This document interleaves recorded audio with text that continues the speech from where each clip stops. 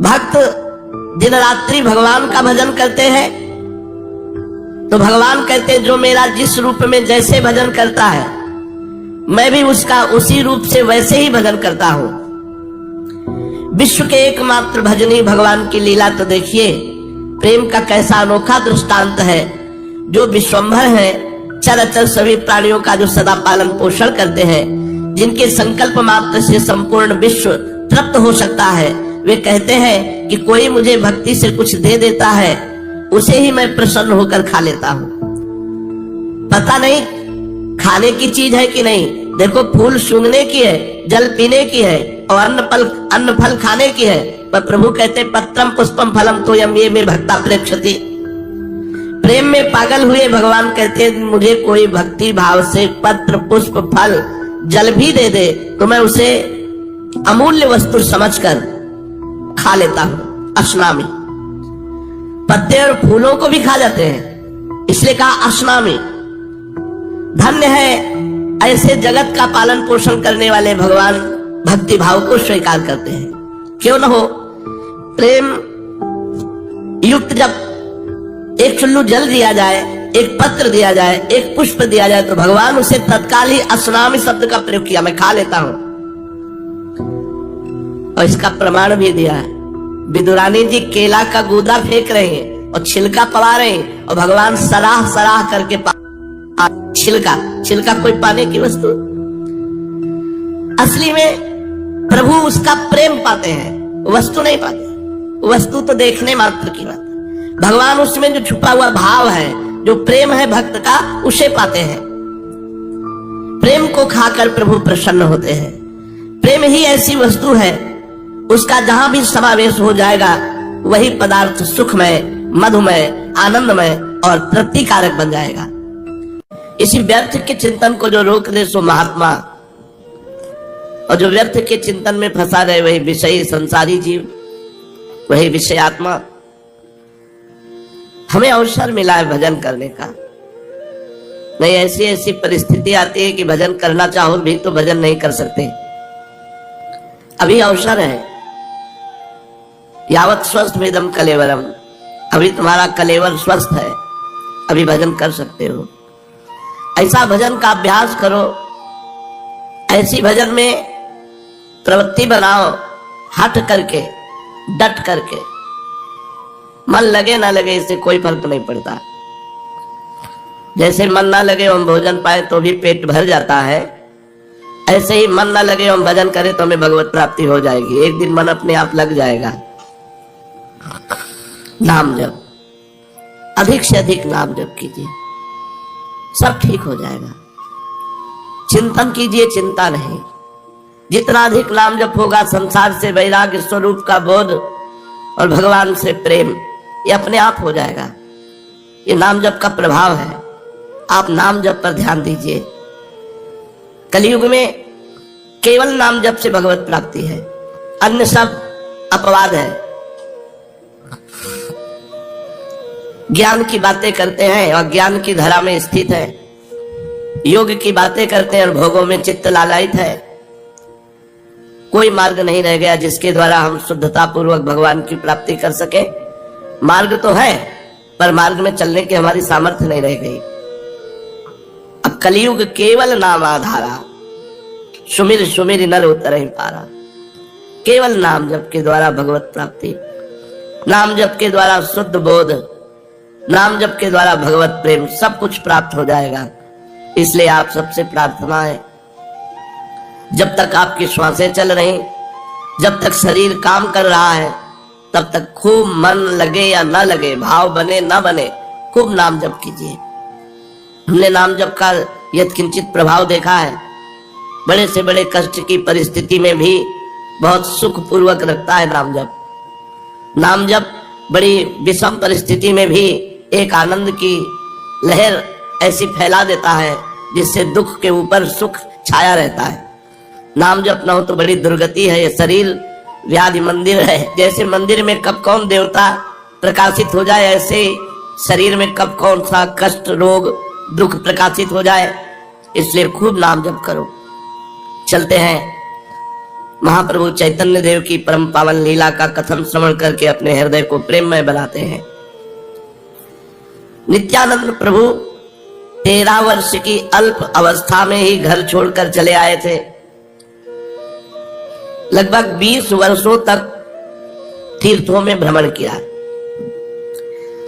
इनके सन्यासी जी जो साथी थे वो छोड़कर कहां चले गए इसका कुछ भी पता नहीं चला। इतना अनुमान अवश्य लगाया जा सकता है कि उन महात्मा के लिए इनके हृदय में कोई विशेष स्थान नहीं बन सका, उनमें इनका गुरु भाव नहीं हुआ। 20 वर्षों तक इधर उधर घूमते रहे, किंतु जिस प्रेमी के लिए इनका हृदय छटपटा रहा था वो प्रेमी इन्हें कहीं नहीं मिला। महाप्रभु गौरांग का नाम सुनते ही इनके हृदय सागर में हिलोरें सी उठने लगी। चैतन्य महाप्रभु के दर्शनों के लिए मन व्याकुल हो उठा, इसलिए ये ब्रज से नवद्वीप की ओर चल पड़े। आज नंदनाचार्य के घर गौरहरि ने स्वयं आकर इन्हें दर्शन दिया। गौरहरि के दर्शन मात्र से इनकी चिरकाल की मनोकामना पूर्ण हो गई। जिसके लिए व्याकुल होकर देश विदेशों में फिर रहे थे वह वस्तु आज स्वयं ही इन्हें प्राप्त हो गई। सन्यासी थे नित्यानंद महाप्रभु, सन्यास लिए हुए थे, और गौरांग महाप्रभु अभी तक गृहस्थी में थे। गौरांग महाप्रभु की अवस्था से 11 वर्ष बड़े थे, किंतु प्रेम में तो छोटे बड़े या उच्च नीच का विचार होता ही नहीं। इन्होंने सर्वतोभावेन गौरांग महाप्रभु को आत्मसमर्पण कर दिया और गौरांग महाप्रभु ने इन्हें अपना बड़ा भाई समझकर स्वीकार किया। नंदनाचार्य के घर से नित्यानंद जी को साथ लेकर गौरांग महाप्रभु भक्तों सहित श्रीवास पंडित के घर पहुंचे। वहां पहुंचते ही संकीर्तन आरंभ हो गया। सभी भक्त नित्यानंद जी के आगमन के उल्लास में नूतन उत्साह के साथ भावावेश में आकर जोरों से कीर्तन करने लगे। भक्त प्रेम में विह्वल होकर जोरों से बोल रहे हरि बोल हरि बोल। कभी कोई नाच रहा है, कभी कोई गा रहा है, कभी जोरों से हरि बोल की तुमुल ध्वनि कर रहे हैं। आज के कीर्तन में बड़ा ही आनंद आने लगा, मानो सभी भक्त प्रेम में बेसुध होकर अपने आप को बिल्कुल भूल गए हों। अब तक गौरांग महाप्रभु शांत थे, अब उनसे भी न रहा गया। वे भी भक्तों के साथ मिलकर शरीर की शुद्धि भुलाकर जोरों से हरि ध्वनि करने लगे। महाप्रभु नित्यानंद महाप्रभु के दोनों हाथों को पकड़कर आनंद से नाचने लगे। नित्यानंद जी भी काठ की पुतली की भांति महाप्रभु के इशारे के साथ नृत्य कर रहे थे। उस छवि का कैसे वर्णन करें जब गौरांग महाप्रभु नित्यानंद महाप्रभु के हाथ पकड़कर नृत्य कर रहे थे। भक्त वृंद मंत्र मुग्ध की भांति इन दोनों महापुरुषों का नृत्य देख रहे थे। पखावज बज रही थी, मंजीर बज रहे थे, सब बजना रुक गए और सब मंत्र मुग्ध की भांति नित्यानंद महाप्रभु और चैतन्य महाप्रभु का नृत्य देखने लगे। सभी वाद्यों का बजना बंद हो गया। भक्त जड़ मूर्ति की भांति चुपचाप खड़े निमाई और निताई के नृत्य के माधुर्य का निरंतर भाव से पान कर रहे थे।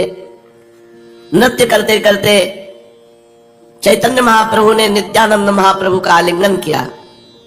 आलिंगन पाते ही नित्यानंद महाप्रभु बेहोश होकर पृथ्वी पर गिर पड़े और साथ में चैतन्य महाप्रभु भी चेतना शून्य से बन गए। क्षण भर के पश्चात महाप्रभु जोरों के साथ हुंकार करते हुए उठकर खड़े हो गए और जल्दी से भगवान के आसन पर जा बैठे, जो श्रीवास जी के घर में आसन भगवान का था। अब उनके शरीर में भगवत आवेश प्रतीत होने लगा। भावावेश में जोरों से हुंकार करने लगे। हाथ जोड़े हुए श्रीवास पंडित ने कहा, प्रभु आप क्या कह रहे हैं? आप कौन सी वारुणी की बात कर रहे हैं? प्रेम वारुणी तो आपके पास है। आप जिसके ऊपर कृपा करें वही इस प्रेम वारुणी का पान करके पागल बन सकता है। प्रभु के भावावेश को कम करने के निमित्त एक भक्त ने गंगाजल प्रभु को दिया। गंगाजल पान करके प्रभु कुछ कुछ स्वस्थ हुए। फिर नित्यानंद जी को अपने हाथों से उठाया। इसी प्रकार सभी भक्तों ने उस दिन संकीर्तन में बड़े ही आनंद का अनुभव किया। नित्यानंद महाप्रभु और चैतन्य महाप्रभु दोनों का नृत्य देख करके समस्त भक्त आनंद में खूब छके हुए थे। श्रीवास पंडित के घर ही नित्यानंद महाप्रभु निवास करने लगे। प्रभु अपने साथ ही नित्यानंद महाप्रभु को अपने घर लिवा गए और सच्ची माता से कहा, अम्मा देख, ये तेरा विश्वरूप लौट आया। तो उनके लिए बहुत रोया करती थी।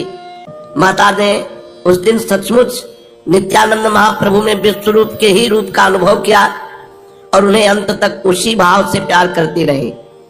वे निताई और निमाई दोनों को ही समान रूप से पुत्र की भांति प्यार करती थी। एक दिन महाप्रभु ने नित्यानंद जी का प्रेम से हाथ पकड़े हुए कहा, श्रीपाद, कल गुरु पूर्णिमा है, गुरु पूजन के निमित्त कौन सा स्थान उपयुक्त होगा? नित्यानंद महाप्रभु ने कहा, श्रीवास पंडित के पूजा गृह की और संकेत करते हुए क्या इस स्थान में गुरु पूजन हो सकता है? हंसते हुए गौरांग महाप्रभु ने कहा, हाँ ठीक है, आचार्य तो श्रीवास पंडित ही हैं, इन्हीं का तो पूजन करना है, बस ठीक रहा। अब पंडित जी ही सब सामग्री जुटावेंगे, इन्हीं पर पूजा के उत्सव का संपूर्ण भार रहा। प्रसन्नता प्रकट करते हुए श्रीवास पंडित ने कहा, भार की क्या बात है, पूजन की सामग्री घर में उपस्थित है। केला, आम्र, पल्लव, पुष्प, फल और समिधा आदि आवश्यक की वस्तुएं आज ही मंगवा लेते हैं। इनके अतिरिक्त और जिन वस्तुओं की आवश्यकता हो आप हमें बता दें। महाप्रभु ने कहा, अब हम क्या बतावें, आप स्वयं आचार्य हैं, सब समझ बूझ कर जुटा लीजिए। चलिए, बहुत समय व्यतीत हो गया, आप गंगा स्नान करके आवे। इतना सुनते ही श्रीवास, मुरारी, गदाधर आदि सभी भक्त निमाई और निताई के सहित गंगा स्नान के निमित्त चल दिए। नित्यानंद जी महाप्रभु का स्वभाव बिल्कुल छोटे बालकों का सा था। वे कुदक कुदक कर रास्ते में चलते। गंगा जी में प्रवेश कर गए तो फिर निकलना सीखे ही नहीं, घंटों जल में ही गोते लगाते रहते। कभी उल्टे होकर बहुत दूर तक प्रवाह में बहते चले जाते। सब भक्तों के सहित वे भी स्नान करने लगे। सहसा उसी समय इन्हें एक जल में नाक दिखाई दिया, घड़ियाल। जल्दी से आप उसे पकड़ने के लिए दौड़े। ये देखकर श्रीवास पंडित हाय हाय करके चिल्लाने लगे, किंतु वे किसी की कब सुनने वाले थे, आगे बढ़े ही चले जाते थे। जब श्रीवास के कहने से स्वयं गौरांग महाप्रभु ने आवाज दी, तब कहीं जाकर ये लौटे। बड़ा चंचल स्वभाव, इनके सभी काम अजीब होते थे। इससे पहले ही रात्रि में इन्होंने न जाने क्या सोचकर अपना दंड कमंडल ये सभी गंगा जी में प्रवाहित कर दिया। प्रभु ने इसका कारण पूछा तो आप चुप हो गए। तब प्रभु ने बड़े आदर के साथ कहा, श्रीपाद की स्थिति अब दंड कमंडल संभालने की नहीं है, अद्भुत स्थिति है। गुरु पूर्णिमा के दिन सभी भक्त स्नान संध्या वंदन करके श्रीवास पंडित के घर आए। गुरु पूजा का बहुत बड़ा महत्व है। श्रीवास पंडित जी ने आज अपने पूजा गृह को खूब सजा रखा था। स्थान स्थान पर बंधनवार बंधे हुए थे। द्वार पर कदली खम्भ बड़े ही भले मालूम पड़ रहे थे। संपूर्ण घर गौ के गोबर से लिपा हुआ था। उस पर एक सुंदर बिछौना बिछा था। सभी भक्त आकर गुरु पीठ के सन्मुख बैठ गए। एक ऊंचे स्थान पर छोटी सी चौकी रखकर उस पर व्यास पीठ बनाई गई और उसमें श्री कृष्ण द्वैपायन भगवान व्यास देव जी की सुंदर मूर्ति विराजमान की गई। सामने पूजा की सभी सामग्री रखी थी। कई थालों में सुंदर अमनिया किए हुए फल रखे थे। एक और घर की बनी हुई मिठाइयां रखी थी। एक थाली में अक्षत, धूप, दीप, नैवेद्य, तांबूल, पूंगी फल, पुष्पमाला तथा अन्य सभी पूजन की सामग्री सुशोभित थी। सिंहासन के दाईं ओर आचार्य का आसन बिछा हुआ था। भक्तों के आग्रह करने पर पूजा की पद्धति को हाथ में लिए हुए श्रीवास पंडित आचार्य के आसन पर विराजमान हुए। भक्तों ने विधि पूर्वक व्यास जी का पूजन किया। अब नित्यानंद महाप्रभु की बारी आई। वे श्रीवास जी के कहने से पूजा करने लगे। श्रीवास पंडित ने एक सुंदर सी माला नित्यानंद महाप्रभु के हाथ में देते हुए कहा, श्रीपाद इसे व्यास जी को पहनाइए। श्रीवास जी के इतना कहने पर नित्यानंद प्रभु ने वो माला व्यास देव जी को नहीं पहनाई। वे उसे हाथ में ही लिए हुए चुपचाप खड़े रहे। इस पर फिर श्रीवास पंडित ने जरा जोर देकर कहा, श्रीपाद आप खड़े क्यों हैं, माला पहनाते क्यों नहीं? जिस प्रकार कोई पत्थर की मूर्ति खड़ी रहती है, उसी प्रकार माला हाथ में लिए हुए नित्यानंद महाप्रभु जीव के त्यों ही खड़े रहे, मानो उन्होंने कुछ सुना ही नहीं। तब तो श्रीवास पंडित घबराए। उन्होंने समझा नित्यानंद जी हमारी बात तो मानेंगे नहीं, यदि महाप्रभु आकर इन्हें समझाएंगे तो जरूर मान जाएंगे। प्रभु उस समय दूसरी ओर बैठे हुए थे। श्रीवास जी ने प्रभु को बुलाकर कहा, प्रभु नित्यानंद जी व्यासदेव को माला नहीं पहनाते, आप इनसे कह दीजिए कि माला पहना दें, देरी हो रही है पूजन में। ये सुनकर प्रभु ने कुछ आज्ञा के से स्वर में नित्यानंद जी से कहा, श्रीपाद व्यासदेव जी को माला पहनाते क्यों नहीं?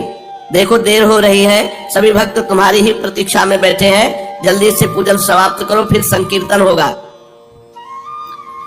प्रभु की इस बात को सुनकर नित्यानंद जी नींद से जगे हुए पुरुष की भांति अपने चारों ओर देखने लगे,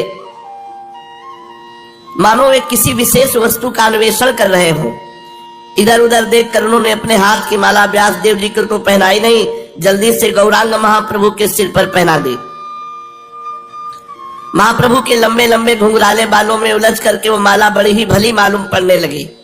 सभी भक्त आनंद से युक्त हो गए, महाप्रभु कुछ लज्जा से युक्त हो गए, नित्यानंद जी प्रेम में विभोर से हो गए।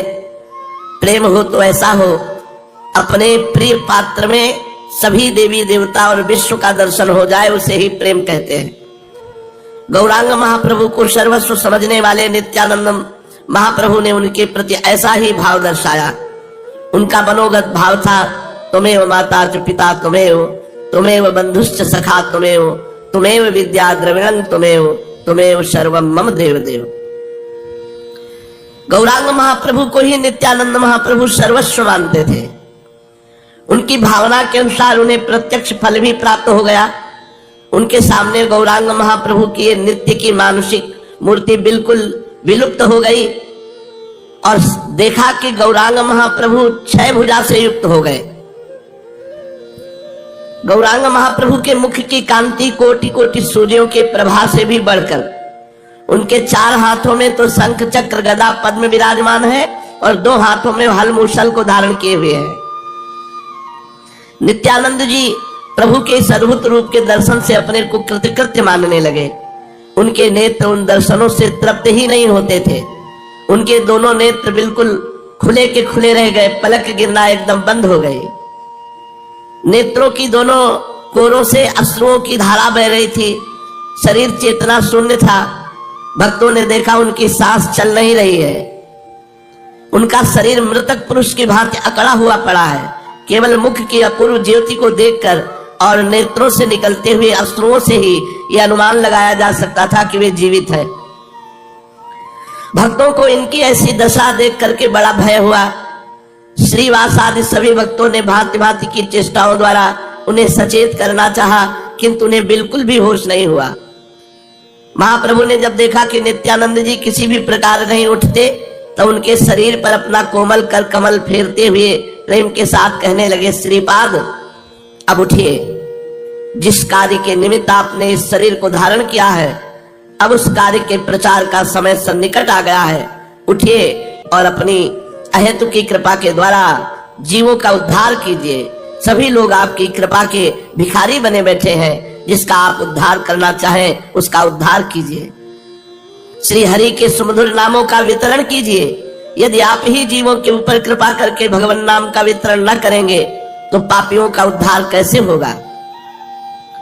प्रभु के कोमल कर स्पर्श से नित्यानंद महाप्रभु की मूर्छा भंग हुई। वे अब कुछ कुछ प्रकृतिस्थ हुए। नित्यानंद जी को होश में देखकर महाप्रभु भक्तों से कहने लगे, व्यास पूजा तो हो चुकी, अब सभी मिलकर एक बार सुमधुर स्वर से श्री कृष्ण संकीर्तन कर लो। प्रभु की आज्ञा पाते ही पखावज बजने लगी। सभी भक्त हाथों में मदिरा लेकर बड़े ही प्रेम से कीर्तन करने लगे। सभी प्रेम में विवल होकर हरे कृष्णा हरे राम इसका महामंत्र का संकीर्तन की सुमधुर ध्वनि से श्रीवास पंडित का घर गूंजने लगा। संकीर्तन की आवाज सुनकर बहुत से दर्शनार्थी द्वार पर आकर एकत्रित हो गए, किंतु घर का दरवाजा तो बंद था। वे बाहर खड़े ही खड़े संकीर्तन का आनंद लूटने लगे। इस प्रकार संकीर्तन के आनंद में किसी को समय का ज्ञान ही न रहा, दिन डूब गया। तब प्रभु ने संकीर्तन बंद कर देने की आज्ञा दी और श्रीवास पंडित से कहा, प्रसाद के संपूर्ण सामान को यहाँ ले आओ।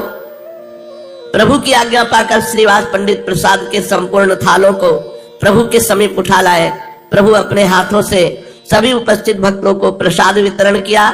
उस महाप्रसाद को पाते हुए सभी भक्त अपने अपने घरों को चले गए।